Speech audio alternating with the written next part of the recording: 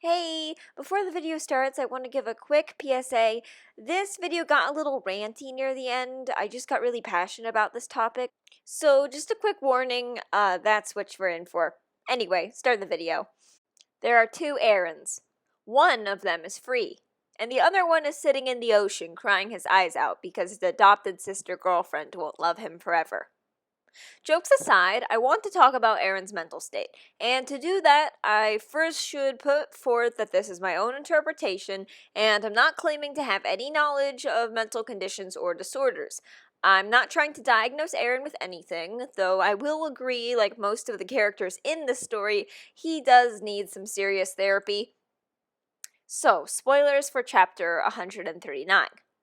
Eren has done terrible things, killed 80% of the world, manipulated his father into slaughtering the royal family, and caused the death of his own mother. I'm still in shock over that. Eren has caused chaos on Paradis, chaos that his beloved found family is barely able to put back together, if at all. And another note I need to preface is that I am in no way condoning or justifying his actions. Even if he's a complex character, he cannot be forgiven. Anyway, taking all the atrocities into account, you have to admit that this cold-hearted maniac is not the Eren from the beginning of the story. Or the end of the story, for that matter. Wait, what am I doing? So in the opening lines, chapter 139 takes that characterization and throws it aside. You mean to say Eren was doing all of this because he was told to by his memories. Through the memories given to him by Historia, Eren's mind is turned into a jumbled mess of what he must do and what he wants to do. At the same time, he knows he needs to act to reach the future he's seeing, but he hates it. As we've seen before, he does not want to do the rumbling. He's confused, he's digging in his heels, he's crying, he's pleading for different options. It's a burden. This is where Eren splits. Splits is in quotes, but I want you to imagine for a second that there are two completely separate characters, for the sake of argument. I'm not trying to diagnose him with anything. First of all, there is the Eren that cries to Armin at the end of the story. This is the Eren that's full of emotion, struggle, and is the more whiny of the two. He's the one who was pleading with Ramsay, who stared with stretched, horror-filled eyes as the memory swept over him after kissing Historia's hand. And of course the Eren that was found crying in the shallows of the ocean. Take a good long look at him, and ask if in his current state he would be able to start the rumbling, if he would be able to kill his mother. Let's call him Sad Eren, for the sake of simplicity. And then there's the other Eren, the Eren who abandoned the scouts and went rogue, who turned Dina Fritz on his own mother, who started the rumbling as soon as he could, and shouted, "Hear me, subjects of Ymir." This Eren is willing to do anything for his goal. He'll kill anyone, lie, hurt, manipulate, just to get what he wants, or what he thinks is right. Floch wasn't wrong when he started worshipping this Eren as a devil. Let's call him Chad Eren. Chad Eren and Sad Eren. And if we put them together, we just get Eren. Personally, I think Sad Eren was the one who created that alternate universe of Mikasa. Sad Eren got to the point where he just wanted to escape and run away with someone he deeply cared about, so he crafted a world where he could. Or specifically, a world where he didn't have to do what Chad Eren wanted him to. Or specifically, what he had to do. By making that alternate universe, he created a world where he just forgot about the future, forgot about the memories looming over him. He was free from them. It's true that Eren is a multi-dimensional character, and I honestly think Chad Eren started out as a kind of mask for Eren. If he completely threw away who he was and detached himself from the situation, similar to how he cut ties with Mikasa and Armin to keep them safe, it was a coping mechanism, maybe. And we have to remember, Eren probably has a lot of blank spaces in his mind from various point A's to point B's. He stated himself in chapter 139 how confused he was, and the way he described his mind made it sound like a, for lack of a better word, total mess. I believe that Chad Eren is a mask that Sad Eren used to help cope, but it's gotten to the point where there are so many gaps in Sad Eren's memory that Chad Eren had to develop his own motive and to some extent his own character just so he could justify his actions. Sad Eren's reason was still there, it was just underneath the surface, and the only fully came out after Chad Eren completed his goal. Attack on Titan reads better when, for a portion of the story, we're under that impression.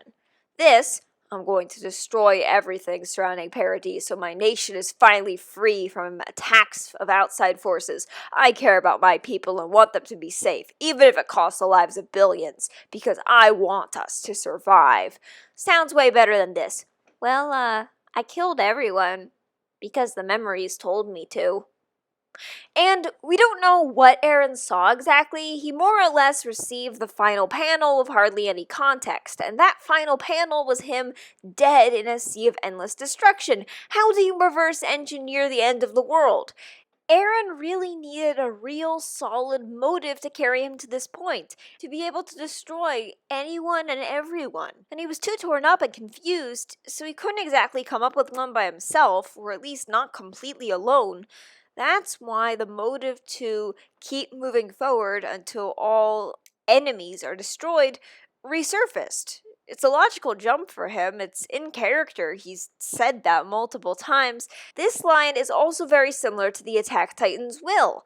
I can imagine Eren, in his vulnerable state, reaching out to the will of the Attack Titan for strength, so he could be able to do these horrible things.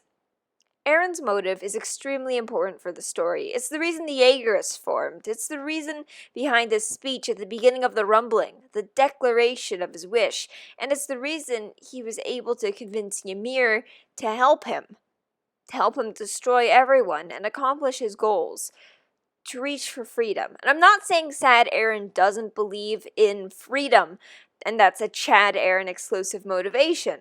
I'm not. These two are the same person. I'm just dividing them for the sake of argument. At the same time, Eren knew that the rumbling was just a means to get to the point he saw in his memories. And no matter how horrible the fact of the matter was, he had to do it. He had to keep moving forward. Why am I so insistent that there are almost two Erens inside him?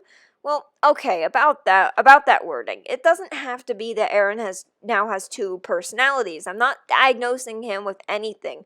I'm using the personalities as a metaphor for understanding Eren. Chad Eren could just be a really, really convincing front. Take the chapters with Eren and Zeke wandering through the memories. Eren stays, quote-unquote, in character as Chad Eren for the entirety of those scenes, except for one short blip where he sees his past self giving his scarf to Mikasa. While at the time this didn't seem to matter too much, knowing the ending of Attack on Titan makes it more important. I'll restate what I think these two are, just so no one's confused. Chad Eren is a beast of obligation. Eren has always carried a great responsibility, but Chad Eren is the amalgamation of that drive. He's the devil Eren had to become to reach his goals. His one motive is to start the rumbling because, while he doesn't know the little details, he knows what needs to happen to get to the future he's reaching for. And in this cruel world, he already has plenty of logical reasons to want to do the rumbling, those reasons being saving Paradis. Meanwhile, Sad Eren is a force of resistance. He knows he needs to do these atrocities, but he'd rather hide and leave the actual doing to someone else. And as I mentioned earlier, he helped create that alternate universe where he quite literally runs away and hides in the wilderness of Mikasa. He does not want to be there, in the middle of the destruction. Instead of mass genocide, he wants to be loved by her. He wants to live and stay with his friends. He wants forgiveness. He wants a future. As the chapters leading up to this point have gone by and we've seen the true extent of Eren's atrocities, people have stopped trying to say that it's out of character. In fact, they're even justifying that this was foreshadowed. In fact, they're praising him for having such a dark arc throughout the story, from the moment he brutally stabbed 2 full-grown men to death with a knife to when he rose out of his stupor and carried that massive boulder to the Gate of Trust. Eren has shown signs of the transformation into Chad Eren. In fact, some people are mad about 139 because it almost throws away that development. Sad Eren killed Chad Eren. But as I hope through this video, I've been able to offer my perspective that Sad Eren is simply another layer beneath the surface of Chad Eren. Eren didn't become simpler. If anything, he became more complex. Eren forced himself to become Chad Eren to the point where he believed that that was the only way to a good future. In fact, through chapter 139, he practically cycles through the 2 personalities. Eren acts practically cold in the beginning when he's in his little kid form. Then, underneath the northern lights, he starts to break down. He isn't whining, but he's showing resistance. Tears are gathering in his eyes. And then later in the ocean scene, he is having a very hard time and being, for once, completely honest, no matter how pathetic it makes him look. You're free to disagree. This video was built off speculation anyway, but before I go, I want to suggest one more thing. You know that one scene where Eren is staring in his mirror, ordering someone to fight? Some think he's talking to Frida Rice, others think he's talking to his father, or his childhood self, or even Mikasa. There's a lot of people he could be talking to, and it's a huge debate, and it was never really cleared up even after the series ended. But personally, I think this is Chad Eren ordering Sad Eren to quit his fantasy, leave behind his resolve, and fight. Or, in other words, Eren is talking to himself in that mirror, trying to banish the regrets welling up in his heart. Why then? Well, because after the attack on Liberio, the peaceful future that Sad Eren wanted is gone. There is no turning back.